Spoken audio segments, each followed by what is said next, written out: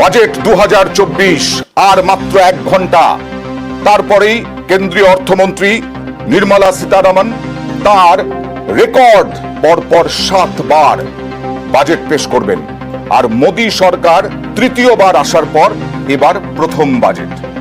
আপনারা হয়তো বলতে পারেন যে ধুর, ফালতু কথা বলবেন না তো, এই রেকর্ড রেকর্ড রেকর্ড আসলে দাম নিয়ন্ত্রণে আসবে কিনা, গত কয়েক বছর ধরে যে মূল্যবৃদ্ধি, সেই মূল্যবৃদ্ধি নিয়ন্ত্রণে আসবে কিনা, মানুষ নিশ্চিন্তে বসবাস করতে পারবেন কিনা, মানুষের জন্য সাধারণ মধ্যবিত্ত, যে মধ্যবিত্ত 6 কোটি প্রায় মধ্যবিত্ত বলা হয় দেশে, সেই 6 কোটি মধ্যবিত্তের জন্য কিছু ঘোষণা করবেন কিনা।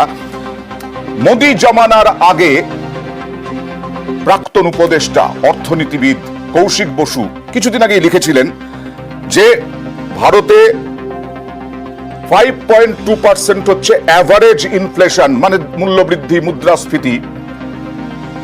তিনি লিখছেন বাট ভেজিটেবল ইনফ্লেশন 30%, যেটা সাধারণ মানুষের গায়ে লাগে, যেটা বড় লোকদের গায়ে লাগে না, এরকমটাই অর্থনীতিবিদ কৌশিক বসুর বক্তব্য।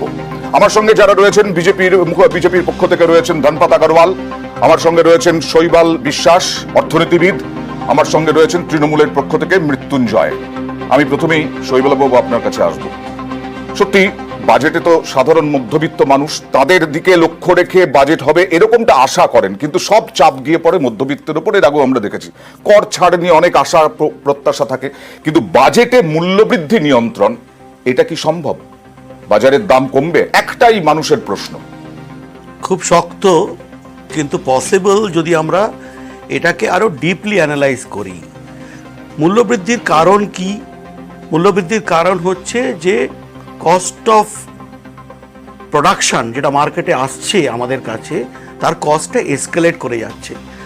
চাষি যখন তৈরি করছে তার একটা দাম থাকছে, তারপর মিডলম্যানের কাছে যাচ্ছে, তারপর স্টোরেজ ফ্যাসিলিটির কাছে যাচ্ছে, ফাইনালি যখন আমার কাছে এসে পৌঁছচ্ছে তার দামটা অনেকগুলো টাকা বেড়ে যাচ্ছে। তার মানে এই গ্যাপগুলোকে, যেই জায়গাগুলোকে চাষি টু কনজিউমার, এই জায়গাগুলোকে যদি আমি দামটা কমাতে পারি, যদি আমার স্টোরেজ ফ্যাসিলিটি ভালো করতে পারি, যদি চাষিকে ভালো দাম দিতে পারি, যদি মিডলম্যানকে আমি ওখান থেকে বাতিল করতে পারি, কমাতে পারি, তাহলেই কিন্তু এই দামটা, ইনফ্লেশনটা কন্ট্রোলে আসবে।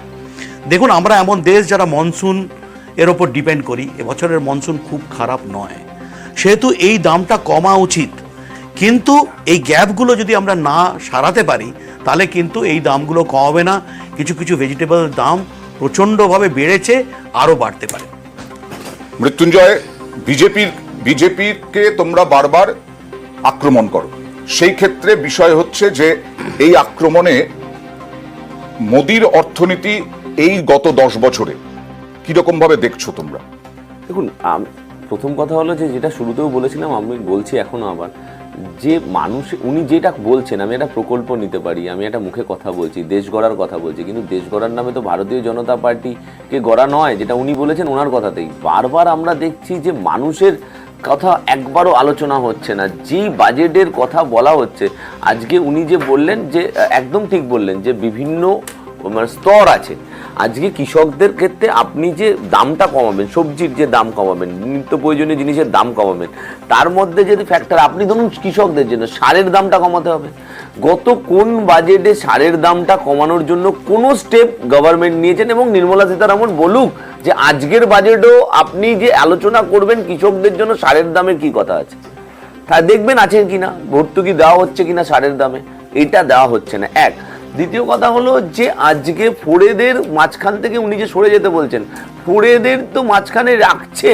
আজকে কৃষক আন্দোলন করছেন, সমস্যা, হ্যাঁ, এ রাজ্যে একই সমস্যা না, সারা ভারতবর্ষের নিরিখে এই রাজ্যে আপনি যে প্রাইস হাইকের কথা বলছেন, মুখ্যমন্ত্রী টাস্কফোর্স গঠন করেছেন, দাম কমেছে, যেদিনকে দাম বৃদ্ধিও ছিল, বা আজকেরও যে দাম 15% যে দাম 7 দিনের মধ্যে কমলো, তা সত্ত্বেও আমি বলছি যে দাম হাইয়েস্ট ছিল তার থেকে বিজেপি যে কোনো রাজ্যের, আমি চ্যালেঞ্জ নিয়ে বলছি এখানে, যে আমাদের চেয়ে যে কোনো শাকসবজির দাম মিনিমাম 20% বেশি।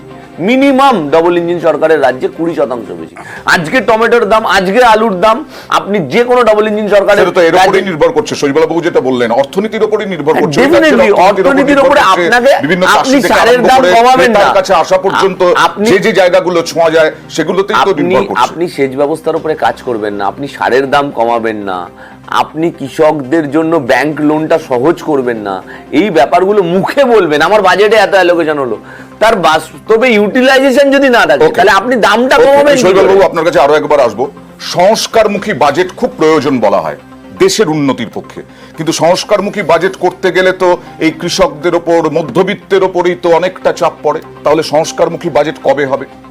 দেখুন, আপনাকে বোল্ড হতে হবে। আপনি একটা বাজেট করছেন, আপনার নতুন গভর্নমেন্ট ফর্ম হয়েছে, এটা ফার্স্ট বাজেট, আপনাকে বোল্ড হয়ে এই বোল্ড হলেই তো মধ্যবিত্তের ওপরে চাপ পড়বে না। মধ্যবিত্তকে বাঁচিয়েও করা যায়। মধ্যবিত্ত, দেখুন মধ্যবিত্তের এক্সপেকটেশন কি, তার যেন মোটামুটি যে রোজগার সে করে আনছে সেটা যেন সচ্ছলভাবে সে চালাতে পারে, সে যেন ফিউচারে তার গোলগুলোকে সম্পূর্ণ করতে পারে। আমি একটু আগে আলোচনা করছিলাম এটা নিয়ে, আপনি যদি ইনকাম ট্যাক্সের সাইডে দেখেন, বহু কিছু সেকশন রয়েছে যেগুলো বিগত 10 বছর ধরে কোনো চেঞ্জ হয়নি। যেমন ধরুন interest on home loan, 2 lakh টাকাই ছাড় আছে। কত বছর ধরে ছাড় আছে? লাস্ট 10 বছর ধরে ছাড় আছে। বাড়ির দাম কি বেড়েছে? ইন্টারেস্টের এটা বেড়েছে, ইন্টারেস্ট অন লোন বেড়েছে। সব বাড়া সত্ত্বেও কিন্তু আমরা ছাড়গুলো চেঞ্জ করছি না। অবশ্যই বেড়েছে, মধ্যবিত্ত ফ্ল্যাটের দাম বেড়েছে, বহুগুণ বেড়েছে 10 বছরে। ইন্টারেস্ট অন লোনও বেড়েছে, 6.5 ছিল, এখন 9% ওপর চলছে। তাহলে আমরা যদি মধ্যবিত্তকে সাশ্রয় দিতে হয় তাকে, তাহলে ক্যাশ ইন হ্যান্ড বাড়াতে হবে যাতে সে কনজিউম করতে পারে। তো এইগুলো যদি না করি, যদি বোল্ড না হয়, তো অন্য জায়গায় কি করে বোল্ড হবো? 23-24 আর্থিক বছরে ট্যাক্স, কর্পোরেট ট্যাক্স যেটা দেয়া পড়েছে, এই প্রথম দেখা গেল যে কর্পোরেট ট্যাক্সের চেয়ে ইন্ডিভিজুয়াল ট্যাক্স বেশি জমা পড়েছে। তার দ্বিতীয় কথা হলো যে আপনি দামটা কমাবেন। ক্রুড অয়েলের দাম 2014-তে ইন্টারন্যাশনাল মার্কেটে যা ছিল $100 পার ব্যালনে, এখন দেখা যাচ্ছে যে সেটা 80 to 83, যে রাশিয়ার থেকেও কিনছে। তো সেইখানে দাম কমা সত্ত্বেও আপনি যখন ডিজেলের দামটা ডবল হচ্ছে, আপনি কি করে মনে করেন যে ক্যারিং কস্টটার পরে যে সবজির দাম কমবে না? ক্যারিং কস্টটা তো ইনক্লুড হচ্ছে। তো আপনাকে বাজেট করতে গেলে এগুলো ভাবতে হবে। বা মধ্যবিত্তের কথা ভাববেন, আপনি শ্রমিকদের কথা নিয়ে বাজেটে একটা লাইন ছিল না বাজেটে। শ্রমিকদের কথা নিয়ে তো থাকতে হবে, কৃষকদের কথা। কৃষক আত্মহত্যা করছে, কৃষি বিলটা প্রত্যাহার করলো, আপনি কত মাস পরে কৃষি বিল প্রত্যাহার করলেন? প্রায় 650 কৃষক আত্মহত্যা করলো, মানে মারা গেলেন। আমার সঙ্গে আরো একজন অর্থনীতিবিদ এসে যোগ দিয়েছেন, শৈবাল কর। শৈবাল বাবু, আমার প্রশ্ন হচ্ছে যে এই যে মুদ্রাস্ফীতি, এই যে দ্রব্যমূল্য বৃদ্ধি, জিনিসপত্রের দাম বাড়া, আমি বলছি, আপনি রাজনীতিবিদ নন, আপনি রাজনীতির কথাও বলছি না আমি, এই ভোটে প্রভাব পড়েছে কিনা বিজেপির ওপর? পড়া তো উচিত, কারণ অর্থনীতিতে মূল্যবৃদ্ধির একটা ভয়ানক প্রভাব পড়ে। এবং দেখুন, মানে সাধারণ মানুষ, এনারা যেগুলো বলছিলেন সেগুলোর সঙ্গে আমি কমপ্লিটলি সহমত, যে সাধারণ মানুষের যে প্রত্যাশাগুলো থাকে তার মধ্যে মূল্যবৃদ্ধি কমিয়ে রাখা এবং বাজারে গিয়ে আপনি যাতে সাশ্রয় করতে পারেন, সেটা অন্যতম একটি গুরুত্বপূর্ণ বিষয়। এটাতে কোনো সরকার মাথা ঘামাবেন না, সেই সরকার ভোটে ভালো করবেন না, এটাই আশা করা যায়। ফলে এক্সপেক্টেড যে বাজেটই করুন না কেন, এই মানে এই সবে ঘোষিত হবে আর কি, হ্যাঁ, সেখানে এই বিষয়টাকে অন্যতম গুরুত্ব দেওয়া উচিত। এবং মূল্যবৃদ্ধির ব্যাপারটাকে কমিয়ে আনার জন্য রিজার্ভ ব্যাংক যেটুকু করার করছে, সম্পূর্ণ করতে পারছে তা নয়, কারণ এর সঙ্গে রিজার্ভ ব্যাংকের যে পলিসিগুলো থাকে তার সঙ্গে কেন্দ্রীয় সরকারের যে অর্থ মন্ত্রক, তাদের পলিসির একটা সাযুজ্য থাকতে হবে, কারণ দুটো মিলিয়ে একটা অর্থনীতির পুরো অব্যয়টা তৈরি হয়।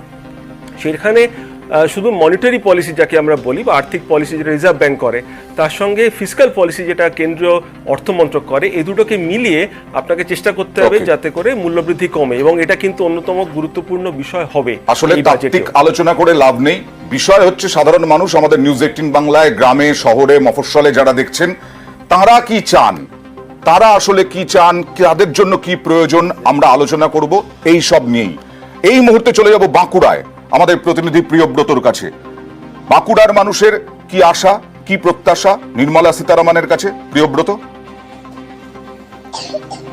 একেবারে তুমি যেন বলছিলে যে মাঠে ময়দানে মানুষজন কি ভাবছে, শুধুমাত্র স্টুডিওতে কয়েকজনকে নিয়ে আলোচনা নয়, মানুষজন মাঠে কি ভাবছে, যারা চাষ করে সেই কৃষকরা কি ভাবছে যে এই যে আর কিছুক্ষণের মধ্যেই বাজেট পেশ হতে চলেছে, নির্মলা সীতারামন বাজেট পেশ করবে, সেই কেন্দ্রীয় বাজেটে কি প্রত্যাশা রয়েছে বাঁকুড়ার কৃষকদের, আমরা জেনে নেব সরজমিনে। তাই সেই সব কৃষকদের কাছে কি প্রত্যাশা রয়েছে তাদের।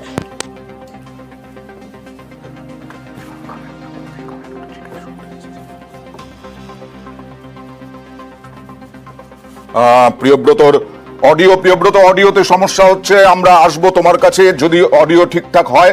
আজ কেন্দ্রের বাজেট পেশ এবং সেই বাজেটে কি থাকবে, সংসদের বাদল অধিবেশনের শুরুতেই নিট ঝড় হয়েছে এবং তারপরে আজকে বাজেট অধিবেশন শুরু হলো গতকাল এবং আজকে বাজেট পেশ। এই যে বাজেট পেশ হচ্ছে তাতে দেখা যাচ্ছে যে দেশের আর্থিক বৃদ্ধির হার 8% লক্ষ্যমাত্রা রাখা হয়েছিল গত বছর, এবার লক্ষ্যমাত্রা রাখা হচ্ছে 7%, 6.5%, যেখানে 8% রাখা হয়েছিল। আমি ধনপতজির কাছে যাব, সেটা হচ্ছে যে দেখুন একটা বিষয় হচ্ছে যে মধ্যবিত্তের কথা হচ্ছে, তো সেই মধ্যবিত্তের উপরেই চাপ পড়ে কি দিয়ে, ব্যাংকে 2000 টাকা মিনিমাম না রাখলে পরে 300 থেকে 400 টাকা কেটে নেওয়া হয়। এইভাবে তো মধ্যবিত্তের উপরে কোপটা পড়ছে আরো বেশি। জিনিসপত্রের দাম তো ছেড়েই দিলাম, যখন আমি টাকা তুলতে যাচ্ছি আমার 2000 টাকা প্রয়োজন, আমি তুলতে পারছি না কারণ আমি জানি পরের 7 দিনের মধ্যে আমার 200 থেকে 300 টাকা কেটে নেবে।